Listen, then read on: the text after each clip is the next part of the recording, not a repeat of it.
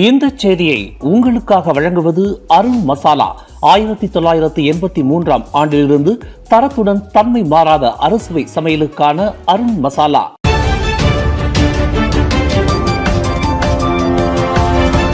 வணக்கம். திசைகளின் ஒரு மணி செய்திகள். போர் சூழலிலும் மலேசியா நிலைத்திருக்க மடானி அரசாங்கமே காரணம். செயல்பாடுகளை வைத்து மதிப்பிட மலேசியர்களுக்கு உள்துறை அமைச்சர் வேண்டுகோள். மலேசியர்கள் அடையாள அரசியலை அடிப்படையாக கொண்டு அல்லாமல் செயல்பாடுகளை அடிப்படையாக கொண்டு மடானி அரசாங்கத்தை மதிப்பீடு செய்ய வேண்டும் என உள்துறை அமைச்சர் doctor Sri Saifuddin Nasution Ismail வலியுறுத்தியுள்ளார்.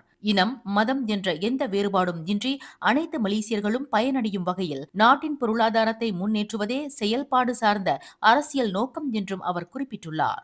அடையாள அரசியல் என்பது வெற்றியாளர், தோல்வியாளர், நாம், அவர்கள் என்ற பிரிவை உருவாக்குகிறது.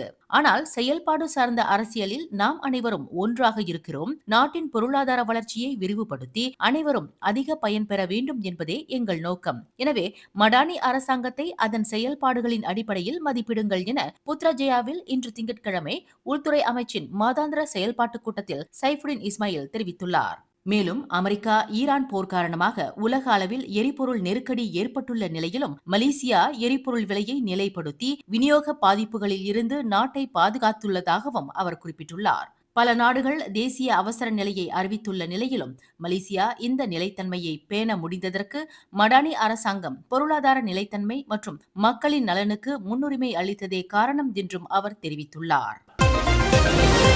வரும் ஆகஸ்ட் 1 நடைபெறவுள்ள நெகிரி செம்பிலான் மாநில தேர்தலுக்கான முன்கூட்டியே வாக்குப்பதிவு நாளை நடைபெறவுள்ள நிலையில் பக்கத்தான் ஹராப்பான் தலைவரும் பிரதமருமாகிய டத்தோ ஸ்ரீ அன்வார் இப்ராஹிம் ராணுவம் மற்றும் போலீஸ் படையினருக்கு உருக்கமான வேண்டுகோள் விடுத்துள்ளார். ராணுவத்தினர், போலீசார் மற்றும் அவர்களது குடும்பத்தினர் தொடர்ந்து பக்கத்தான் ஹராப்பான் வேட்பாளர்களுக்கு ஆதரவு அளிக்க வேண்டும் என்றும் ஒவ்வொரு வாக்கும் மாநிலத்தின் எதிர்கால திசையை தீர்மானிக்கும் முக்கியத்துவம் வாய்ந்தது என்றும் அவர் தெரிவித்துள்ளார். இது தொடர்பாக தனது முகநூல் பதிவில் கருத்து தெரிவித்த அன்வார், இன்னும் நிறைய மேம்பாடுகளை மேற்கொள்ள வேண்டியிருப்பதை தாம் அறிவதாகவும் இதுவரை மேற்கொள்ளப்பட்டவை போதுமானது அல்ல என்பது தமக்கு தெரியும் என்றும் குறிப்பிட்டுள்ளார்.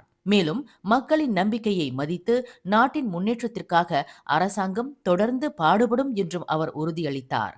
நெகிரி செம்பிலான் மாநில தேர்தலுக்கான முன்கூட்டியே வாக்குப்பதிவு நாளை ஜூலை 28 நடைபெறவுள்ளது. இதனைத் தொடர்ந்து பொது வாக்குப்பதிவானது வரும் ஆகஸ்ட் 1 நடைபெறவுள்ளது.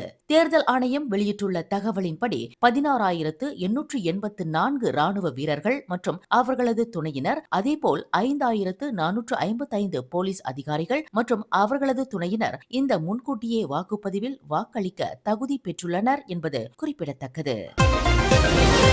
சிறைச்சாலை சட்டம் 1995 முன்மொழியப்பட்ட திருத்தங்கள் நாடாளுமன்ற தேர்வு குழுக்களுக்கு அனுப்பப்பட்டுள்ள நிலையில் சம்பந்தப்பட்ட அனைத்து தரப்பினருடனும் அரசாங்கம் தொடர்ந்து ஆலோசனை நடத்தி வருவதாக உள்துறை அமைச்சர் Dato Sri Saifuddin Nasution Ismail தெரிவித்துள்ளார்.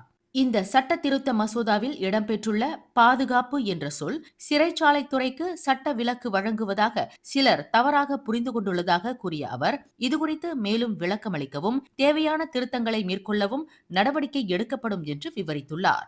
அதேவேளையில் அதிகாரிகளின் தவறுகளை மறைக்கும் நோக்கம் அரசாங்கத்திற்கு இல்லை என்றும் அலட்சியம் அல்லது விதிமீறல் ஏற்பட்டால் சிறைச்சாலை அதிகாரிகள் மீது வழக்கம் போல் சட்டம் மற்றும் ஒழுங்கு நடவடிக்கை எடுக்கப்படும் என்றும் அவர் உறுதியளித்துள்ளார். கடந்த ஜூன் 25 சிறைச்சாலை திருத்த மசோதா 2026 பாதுகாப்பு மற்றும் மனித உரிமைகள் தொடர்பான நாடாளுமன்ற சிறப்பு தேர்வுக் குழுக்களுக்கு மீண்டும் அனுப்ப அரசாங்கம் ஒப்புதல் அளித்துள்ளதாக துணை உள்துறை அமைச்சர் நாடாளுமன்றத்தில் தெரிவித்திருந்தார் என்பது குறிப்பிடத்தக்கது. பினாங்கு பாலம் மற்றும் சுல்தான் அப்துல் ஹலீம் முவாட்ஸாம் ஷா பாலத்தின் கீழ் பாதுகாக்கப்பட்ட பகுதிகளில் அத்துமீறி நுழைவதை தடுக்க மலேசிய கடல்சார் அமலாக்க முகமையான MMEA மற்றும் பிற அமலாக்க அமைப்புகள் இணைந்து ஒப்ஹாஸ் பர்ஸ்பாடு என்ற சிறப்பு நடவடிக்கையை மேற்கொண்டுள்ளன.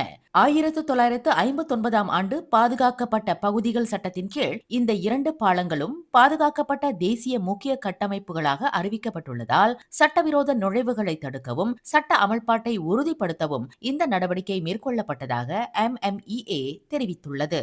சோதனையின் போது முன்னர் மீன்பிடிக்க பயன்படுத்தப்பட்ட இந்த பகுதிகளில் தற்போது யாரும் அத்துமீறி நுழையவில்லை என்பது கண்டறியப்பட்டது.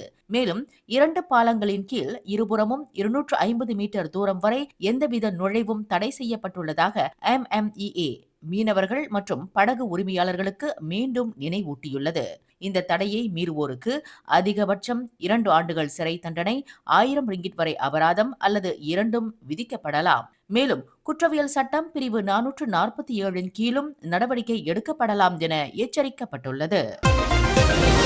நெகிரி சம்பிலான் மாநில தேர்தலில் ஜுவாசே தொகுதியில் பர்சாத்து கட்சி சார்பில் போட்டியிடும் வேட்பாளரான சுஹைமி முகமது யூசுப் தாம் வெற்றி பெற்றால் அந்த பகுதியில் KFC, ஃபேமிலி மார்ட், C-Mart போன்ற பிரபல உணவக மற்றும் சில்லறை வர்த்தக நிறுவனங்களை கொண்டுவர நடவடிக்கை எடுப்பதாக உறுதியளித்துள்ளார். தற்போது KFC-யில் சாப்பிட வேண்டுமென்றால் இங்குள்ள இளைஞர்கள் பஹாவ் அல்லது குவாலபிலா செல்ல வேண்டியுள்ளதாக குறிப்பிட்டுள்ள சுஹைமி, தாம் வெற்றி பெற்றால் இளைஞர்கள் விரும்பும் பிரபல நிறுவனங்களை இப்பகுதிக்கு கொண்டு வர முயற்சிப்பதாக நேற்று அப்பகுதியில் பர்சாத்து பொதுச் செயலாளர் அஸ்மின் அலியுடன் பிரச்சாரத்தில் ஈடுபட்ட போது தெரிவித்துள்ளார்.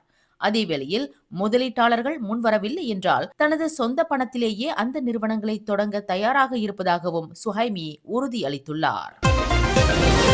தெலங்கானா மாநிலம் புலாவ் கபாஸ் கடற்கரையில் ஹெலிகாப்டர் ஒன்று மிக தாழ்வாக பறந்ததால் அதன் காற்றழுத்தத்தில் மணல் மற்றும் பொருட்கள் பறந்த சம்பவம் பரபரப்பை ஏற்படுத்தியுள்ளது. சமூக ஊடகங்களில் வெளியான காணொளி ஒன்றில் அந்த ஹெலிகாப்டரானது கடற்கரைக்கு மிக அருகில் தரையிறங்க முயன்றது போல் பறந்ததை காண முடிகின்றது.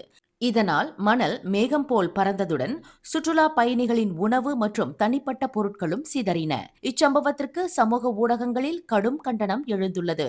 பலரும் மக்கள் அதிகமாக கூடிய பகுதியில் ஹெலிகாப்டரை இயக்கியது பொறுப்பற்ற செயல் என குற்றம் சாட்டியதுடன் மலேசிய சிவில் விமான போக்குவரத்து ஆணையமான CAAM இதுகுறித்து விசாரணை நடத்த வேண்டும் என்று கோரிக்கை விடுத்துள்ளனர். இச்சம்பவம் தொடர்பாக இதுவரை CAAM அதிகாரப்பூர்வ விளக்கம் எதையும் வெளியிடவில்லை.